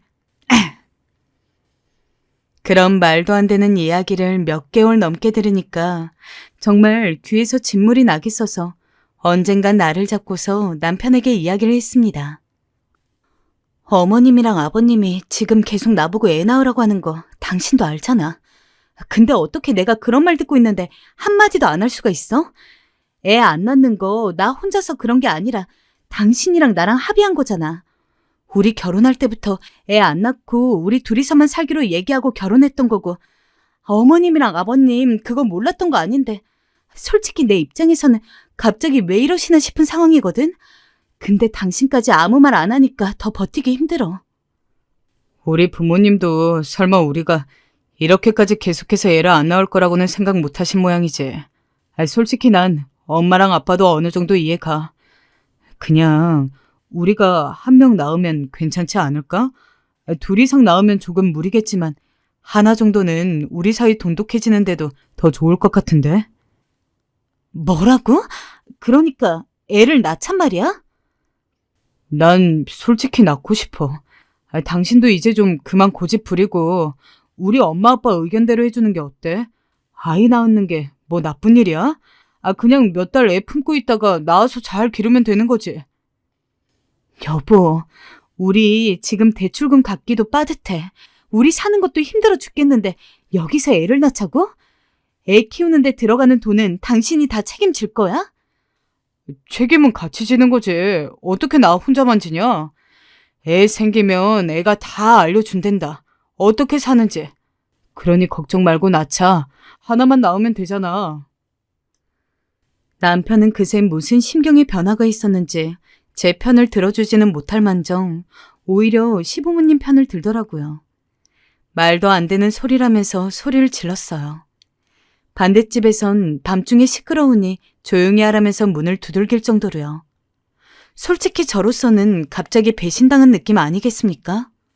부부가 결혼 생활을 하는 데 있어서 애를 낳고 안 낳고에 대한 의견을 합의하는 게 얼마나 중요한데 분명히 서로 같은 방향인 걸 확인했고 지금 이 결혼을 유지하는 데 있어서 그게 가장 큰 이유였는데 갑자기 남편도 딩크족이 원래 아니었던 것처럼 한 명만 낳아볼까라는 식으로 가볍게 나오니 제 입장에서는 어처구니가 없었습니다. 그 문제 때문에 한동안 남편이랑도 냉정기간을 가졌어요. 도저히 이전처럼 남편 얼굴 보고 웃으면서 대할 수가 없더라고요. 제가 하도 쌀쌀맞게 굴고 대화 한마디 안 하려고 하자 그때부터는 남편이 좀 애걸복걸하기 시작했습니다. 여보, 진짜 딱 한 명만 낳자. 내가 지금 하는 거 말고도 다른 일까지 뛰어서 더 열심히 일해볼게. 당신이 애 낳는 것 때문에 불이익 받는 거 하나 없을 수 있도록 무조건 더 내가 노력할게. 애들 자다가 깨서 칭얼거리는 것도 내가 다 봐주고 그런 조건으로도 안 될까? 그럼 만약에 당신이랑 나랑 둘 다 바쁠 때는 애들 어떡해? 우리가 돌봐주는 사람을 쓸 형편도 아니고. 만약에 애 낳은 다음에 당신 힘으로나 내 힘으로나 애를 못 돌본다던가 하는 일이 생길 때 그거 당신 대신 시부모님이 해주겠다고 약속하면 애 낳는 거 생각해 볼게. 제가 한풀 꺾여서 나오니 남편이 자기가 무조건 설득하겠다며 본인만 믿으라고 큰 소리를 땅땅 쳤습니다. 당연하지. 그럼 무조건 우리 엄마 아빠가 다 해주실 거야. 걱정하지 마. 하루가 멀다 하고 그런 얘기를 하면서 저를 설득하려고 하는데 그래도 애정이 있는 남편이기에 저도 한 번 더 생각을 해보게 되더라고요. 만약 남편이 이야기한 대로 제가 지금 일을 다니는 데 있어서 갑자기 그만둬야 한다거나 할 일 없이 애 낳은 직후에만 육아휴직 잠깐 쓰고 산후조리 마친 다음에 애들 조금 봐주다가 그 이후에는 전처럼 멀쩡히 회사 다니고 아이 키우면서 힘든 것들을 남편이 전부 다 해준다는 조건만 제대로 맞으면 시부모님이랑 남편 소원을 못 들어줄 것도 없겠더라고요. 그 후 저도 애써 아이를 낳는 것에 대해서 좋게 생각을 해보며 아이 계획을 세우고 부부관계를 가졌습니다. 그러나 예상하지 못한 변수가 하나 있었죠. 본래 딱 하나만 낳으려고 생각을 했는데 나중에 임신한 것 같은 기미가 보여서 병원에 가니까 애가 쌍둥이였던 겁니다. 솔직히 당황스럽고 자식을 가진 상황에서 그런 말하기 조금 그렇지만 하늘이 무너지는 것 같았습니다. 물론 선물이긴 했지만 저희 형편이 둘 이상의 애를 알뜰살뜰 잘 돌봐줄 수 있는 환경도 아니었고 애가 둘이면 왠지 약속도 지켜지기가 힘들 것 같았거든요. 하지만 이왕 생긴 거 어쩔 수가 없었죠. 막말로 지을 수도 없는 노릇이었으니까요. 저는 축 처져 있는데 남편은 쌍둥이라고 하니까 오히려 기뻐하더라고요. 솔직히 혼자 자라면 애가 너무 외로울 뻔했다는 둥, 둘이라서 사이좋게 잘 지낼 수 있을 거라는 둥, 시부모님 역시 저의 쌍둥이 임신 소식에 그날만큼은 정말 상다리가 휘어지는 맛있는 것만 차려주셨습니다. 그래, 원래 부부들은 무조건 애가 있어야 돼. 게다가 쌍둥이라니 이게 무슨 복이야. 아가야, 걱정하지 말아라. 애는 우리가 봐줄 테니까. 네, 어머님. 감사해요. 이것도 먹어라 며느라. 이게 몸보신에 좋다고 하더라. 시부모님이 좋아하시는 모습을 보니 좋긴 했지만 솔직히 저는 그리 달갑지 않았다는 게 현실이었습니다. 애를 낳은 다음에야 남편과 시부모님이 봐준다고 해도 솔직히 애를 품고 있는 10달 동안은 오로지 저 혼자만 힘들잖아요. 입덧도 엄청 심하고 조금만 움직여도 온몸이 다 쑤시는데 진짜 병뚜껑 하나만 제대로 안 떠져도 갑자기 서러워서 눈물이 펑펑 날 정도로 우울했습니다. 진짜 살면서 이래저래 힘들었던 일 적지 않았지만 제일 힘들었던 순간을 꼽으라고 한다면 쌍둥이가 뱃속에 있던 그 10달이었을 겁니다. 더군다나 남편은 제가 임신하고 있는 와중에도 일이 바쁘다는 핑계로 외박을 밥 먹듯 했어요. 자기야, 나 지금 오렌지가 먹고 싶은데 슈퍼에 좀 사다 주면 안 돼? 오렌지? 나 회사인데. 그냥 당신이 사다 먹으면 안 될까? 아니면 우리 엄마한테 사다 달라 해. 이런 말 그렇지만 제 남편은 참 철이 없었어요. 제가 어떻게 시어머니에게 과일 사다 달라는 말을 할 수 있을까요? 그런데도 불구하고 남편은 해맑게 웃으며 시어머니한테 사다 달라고 말하곤 본인 바쁘다며 전화를 끊어버렸어요. 가뜩이나 예민한 상태이니 남편이 저에게 소홀해지는 것도 하나하나 눈에 띄기 시작했어요. 그러던 어느 날 일이 하나 터지고 말았죠. 정확히 말하면 제가 남편 목덜미를 잡은 거였어요. 남편이 갑자기 저한테 주말에 회사에 나가봐야 한다고 말하더군요. 주말에? 아니, 왜 주말에 일을 나가? 처리하지 못한 일이 있어가지고. 알잖아, 요즘 우리 팀 바쁜 거. 당신이 좀만 이해해줘. 당신 나랑 오늘 저녁 같이 먹기로 했잖아. 미안해. 금방 들어올게. 정말이야. 정말. 하지만 남편의 말은 거짓말이었어요. 남편은 회사에 나간 게 아니고 낮부터 술을 먹으러 나간 거였더라고요. 그건 남편이 너무 술에 취해 정신을 못 차리니 남편 친구가 제게 전화를 걸어 알게 된 사실이었어요. 재수 씨 잘 지내시죠? 죄송한데 문근이가 너무 취해서 여기 오실 수 없죠? 임신한 저보고 남편 데리러 오라는 남편 친구나 남편이나 똑같은 종자들이었습니다. 그냥 길거리에서 얼어 죽게 하시든 마음대로 하세요. 너무 화가 난 나머지 저는 그 길로 그리말하고 전화를 탁 끊어버리곤 부엌에 들어가 분을 삭혔어요. 정말 속상하고 비참해서 눈물까지 나더라고요. 이젠 거짓말까지 하면서 아내 버리고 돌아다니는 꼬라지라니. 정말 내가 이 사람 뭐 믿고 결혼하고 임신까지 했나. 제 삶의 선택이 이토록 뼈저리게 후회되는 순간이었습니다. 그리고 전 남편이 들어오면 한바탕 하겠다고 단단히 벼르고 있었어요. 그런데 이 인간이 그 다음 날도 제가 무섭긴 했는지 오지 않더라고요. 알고 보니 시댁으로 도망간 거였어요. 여보, 화 많이 났어? 나 엄마 집이야. 엄마가 잠깐 들리라 해서. 나 여기서 며칠만 출퇴근할게. 당신 화 풀릴 때까지. 지금 그게 말이야? 저한테 무릎 꿇고 용서를 빌지는 못할 망정 남편은 지 엄마 집으로 도망가서 거기서 출근한다고 하더라고요. 야, 이 비겁한 인간아. 당장 안 튀어와? 결국 제가 소리를 크게 내지르자 그제야 사태의 심각성을 느끼고 집으로 돌아와 싹싹 빌기 시작했어요. 미안하다. 내가 너무 술을 좋아했다. 근데 술이 죄는 아니다. 내가 먹자고 한 것도 아니다. 친구가 꼬신 거다. 난 아무 잘못이 없다. 말도 안 되는 변명들만 늘어놓는데 허파가 뒤집어질 것 같았습니다. 그에 저는 더 화가 나 먹고 있던 쌍화차를 남편 머리에 부어버렸어요. 뜨거워. 야, 너 미쳤어? 쌍화차가 쏟아부어지자 자기도 화가 났는지 남편은 적반하장으로 나왔습니다.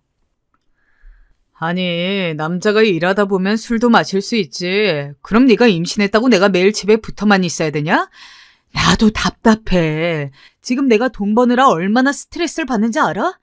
넌 돈도 안 벌잖아. 그러니 이해를 못하는 거야. 남편의 말은 거의 이용감이었어요. 정말 이혼하자는 말이 목구멍까지 나왔지만 뱃속에 있는 아이 들을까봐 겨우 참고 참았어요. 내가 언제 맨날 붙어있으래? 당신 매일 술 먹느라 새벽에 들어오잖아. 그래서 그날 하루같이 저녁 먹기로 한 건데 그게 힘들어? 그리고 지금 내가 품고 있는 거 나와 당신 애야. 우리 애라고. 이런 식이면 난 당신과 애 낳고 어떻게 될지 몰라. 나지막하게 깔린 제 목소리에 남편도 조금은 위기를 느꼈는지 수그러들더군요. 그 이후 남편과는 당연히 냉정기였습니다. 임신했을 때 사실 그 누구보다 남편에게 사랑받고 미래의 아이를 그려나가며 행복한 얘기만 해야 할 시기에 저 혼자 아이 품고 끙끙거리고 있으니 정말 서럽더군요. 몸도 힘들긴 마찬가지였습니다. 출산을 하니까 오히려 속이 시원하더라고요. 다른 의미로 또 몸은 힘들겠지만 그래도 그건 어찌저찌 애들을 돌보며 해결이 되는 부분이었고 이때부터는 남편이 책임을 지기로 했으니까요.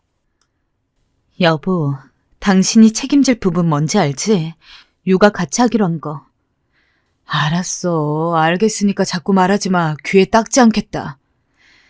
당신 믿을 거야, 나? 알겠다고. 하지만 역시 출산과 육아는 현실이었습니다. 거기다 그지 같은 남편을 두었다면 더욱 그렇죠. 남편은 처음 약속을 한 대로 애를 키우는 데 있어서 번거로운 것들은 본인이 다 도맡아서 하려고 노력을 했습니다. 딱 한 달만이요. 한 달 동안은 정말 노력하더군요. 그 이후 어떻게 되었냐고요? 거의 다 제가 했죠. 남편은 밖으로 나가 돌기 바빴고 저 혼자 죽어라 아이 돌보고 키웠어요. 첫 육아에 아이 둘이니 너무 힘이 들고 모르는 것도 많았어요. 또 그것과는 별개로 애를 키우는데 돈이 너무 많이 들어가더라고요. 당시 저희는 저희 부부 생활비에 시부모님 용돈을 조금씩 드리고 있었습니다. 하지만 생활비로 쓰는 돈 자체가 그리 여유 있지 않아서 밥을 차릴 때도 조금 아껴서 차리고 옷도 한참 고민하다가 사고 그러면서 살고 있었거든요. 근데 갑자기 애가 하나도 아니고 둘이 생기니까 분유값에 기저귀 값에 애들 옷이랑 신발도 사줘야 되고 게다가 아기들은 왜 그렇게 빨리 크는지 조금만 지나도 이전에 입던 옷이 안 맞아서 곤란했습니다. 그나마도 아까워서 버릴 수가 없어서 단돈 몇천 원이라도 받아보겠다고 중고거래 올려서 애들 물건도 정말 엄청 팔았습니다. 게다가 문제는 하나 더 있었습니다. 제가 회사에서 급작스레 해고를 당한 곳이었습니다. 육아휴직을 쓴다고 할 때 회사에서 좀 안 입고 온 표정을 짓는 걸 확인했습니다. 하지만 법적으로도 보장이 되어 있는 만큼 저는 당연히 제 권리를 발휘하는 거라고 생각하고 당당하게 육아휴직을 쓰고 있었는데 제 출근하기 일주일 정도 전에 회사에서 해고 통보를 한 것입니다. 제가 왜 해고당해야 하나요? 이해가 안 됩니다. 저 이 회사 위에 얼마나 열심히 일했는지 아시잖아요. 과장님 아시잖아요. 네? 그게 우리가 수진 씨 해고 건은 오래전부터 생각하던 거예요. 괜한 오해 안 했으면 좋겠어요. 회사의 답변은 정말로 어처구니가 없었어요. 너무 억울하고 화가 나서 뭐라도 해보겠다고 고용노동부며 이것저것 찾아봤는데 아무래도 소송까지 들어가야 하는 문제다 보니까 변호사님에게 문의하면 돈이 너무 많이 들더라고요. 그냥 똥 밟은 셈 치고 다른 직장을 알아보려고 노력했습니다. 하지만 이력서나 자기소개서를 볼 때면 고개를 끄덕끄덕하던 임원진들도 면접을 하면서 제가 애를 둘 낳았다는 이야기만 하면 그때부터는 묘하게 표정이 좋지 않아졌습니다. 어느 회사에선 너무 절박한 나머지 이렇게도 말해봤어요.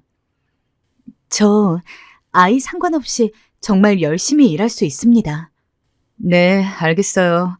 돌아가서 연락 기다려주세요. 하고는 모든 회사들에게 불합격 통지를 받아야 했습니다. 그런 상황이다 보니 남편의 월급만으로 모든 걸 해결해야 했는데 진짜 답이 없더라고요. 그래도 어째 오랜 시간을 버텼지만 이제는 저축한 돈에서 까서 쓸 것도 없었고 도저히 해결이 안 되는 지경까지 이르렀습니다. 그래서 아이가 3살이 되던 때 시부모님에게 연락을 했습니다. 어머님, 아무래도 남편 혼자 월급만으로는 생활이 너무 힘들 것 같습니다. 제가 어떻게든 뭐라도 취직을 하려고 하는데 지금 상황에서는 애들 때문에 도저히 취직을 할 수가 없는 상황이거든요. 그러니까 저희가 어느 정도 자리 잡을 때까지는 어머님이 애들 좀 봐주셨으면 해요. 그렇게라도 애들을 맡긴 후에 취직을 하려고 정말 온갖 짓을 다 하다 보니까 그래도 간신히 작은 중소기업에 사무보조로 들어갈 수 있었습니다. 하지만 그렇게 한 달 정도 지났을까요? 갑작스럽게 시어머니한테 연락이 왔습니다. 나는 더 이상 손주들 못 봐주겠다. 네? 그게 무슨 말씀이세요? 애들이 너무 시끄럽고 매일 울기만 해. 난 도저히 감당이 안 돼. 내 몸뚱아리도 성하지 않은데 애들 보려니까 이러다 병이라도 나겠어.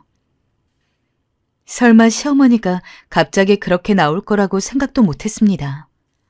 당황스러움에 말도 못하고 있는데 시어머니는 그런 저에게 한 달 봐줬으면 많이 봐준 거 아니냐.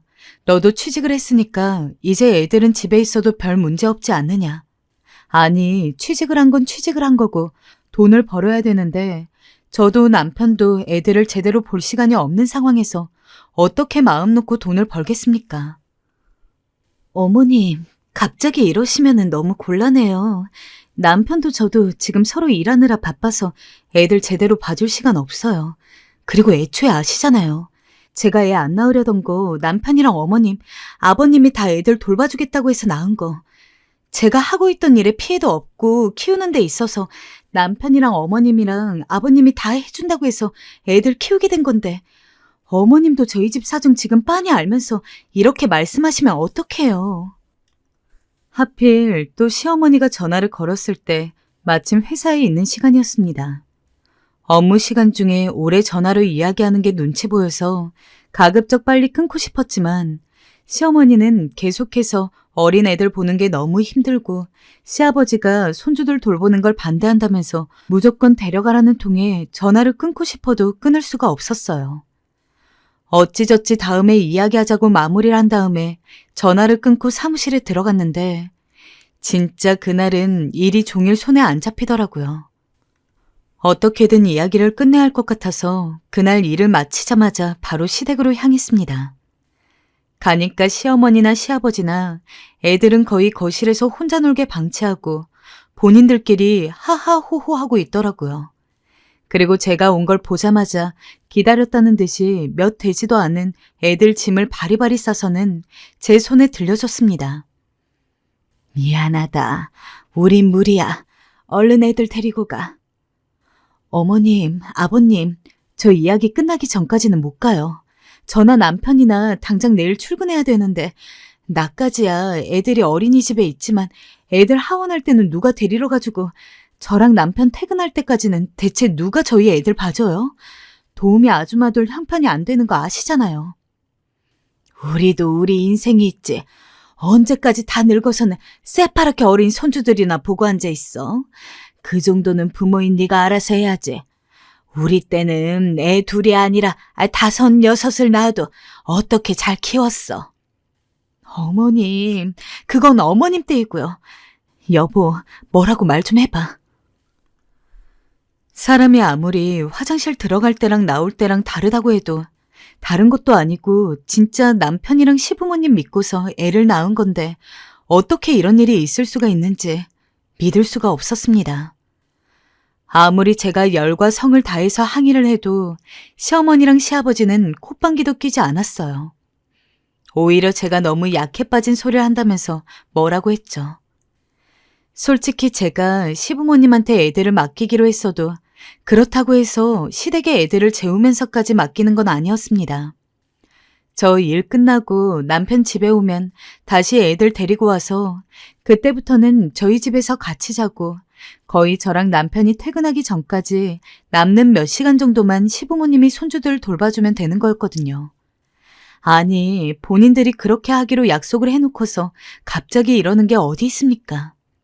하지만 아무리 그 부분을 피력해도 시어머니, 시아버지는 요지부동이었습니다. 하는 수 없이 저는 힘겹게 들어갔던 사무보조 일을 그만두고서 애들을 봐야 했습니다. 그리고 남편한테 이전에 약속했던 대로 빨리 투잡이라도 뛰라고. 그러니까 남편은 하나 다니는 것도 힘든데 무슨 2개나 일을 뛰어야 하냐면서 시간 많을 때는 맨날 술만 퍼먹고 있더라고요.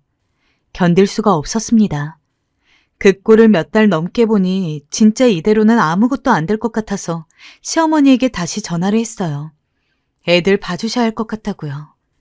하지만 시어머니에게 전화를 해서 그런 소리를 하기가 무섭게 시아버지가 전화를 획 뺏는 소리가 나더니 그딴 소리 할 거면 다시는 전화하지 마라! 라면서 저에게 소리를 질렀습니다. 그래서 어떻게 다시 시아버지를 설득하려고 했어요.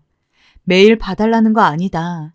애들 어린이집 다니니까 어린이집 가는 거면 내가 출근하면서 버스 태우면 된다.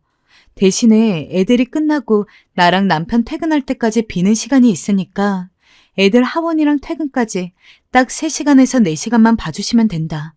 하지만 시아버지는 10분이 됐든 1분이 됐든 절대 손주들 더는 못 돌본다면서 저보고 알아서 하라고 하더군요. 아니, 매일 봐달라는 것도 아니고 어린이집 하원하고 퇴근하는 3, 4시간만 봐달라는 게 그게 죄입니까? 그럼 애초에 애를 낳지 못하게 하던지 나이 70 먹은 노인이 거짓말을 해야겠습니까? 그러다가 제가 하도 눈물바람으로 부탁을 하니 어느 날 시어머니랑 시아버지가 절 부르시더라고요. 내가 생각하기엔 네가 의지가 없어도 너무 없는 것 같다.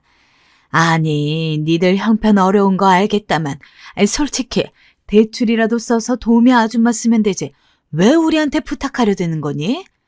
너는 며느리로서 늙은 시엠이 부려먹는 게 미안하지도 않아? 그리고 말이다. 내가 말 안 하려고 했는데 말이다. 네가 하도 약속 안 지킨다고 뭐라 하니까 하는 말인데 솔직히 내가 애들 맡아주겠다고 안 했으면 네가 애를 낳았겠니? 어쩔 수 없이 나도 약속한 거다. 강제로 한 거라고. 너무 기가 찼어요. 순간 눈물이 나면서 어떻게 이런 식으로 사람이 변할 수 있나 싶었습니다. 제 앞에 있는 분들이 시부모로 보이지도 않았어요. 어머님, 아버님, 그렇게 손주 못 보시겠다고 했으니 저도 그럼 이제 시댁에는 발을 들이지 않겠습니다. 손주 영영 보지 마세요. 전 그리 말하곤 집으로 돌아갔습니다. 그러자 이번엔 남편이 난리를 치더군요. 시부모님한테 그런 말을 한 걸 벌써 전해 들었는지 어떻게 우리 엄마 아빠한테 그런 말을 하냐면서요. 순간 이 인간이 제가 임신할 때부터 저에게 했던 행동들 하나하나가 떠오르며 분이 올라 부부싸움으로 번지게 되었습니다. 저는 지금 시댁도 징글징글하고 절 냅두고 밖으로 돌아치는 남편도 징그럽습니다. 아이가 아직 어리긴 하지만 차라리 혼자 제 힘으로 살면서 아이 돌보는 게 낫지 않을까 생각하고 있습니다. 아직 어떻게 결정이 날진 모르겠지만 제 삶을 살고 싶다는 게 지금의 생각이에요. 없으나 하나 마나한 남편이나 못된 시부모랑 하루도 더 붙어있고 싶지가 않거든요. 부디 제가 가는 길에 많은 응원 부탁합니다.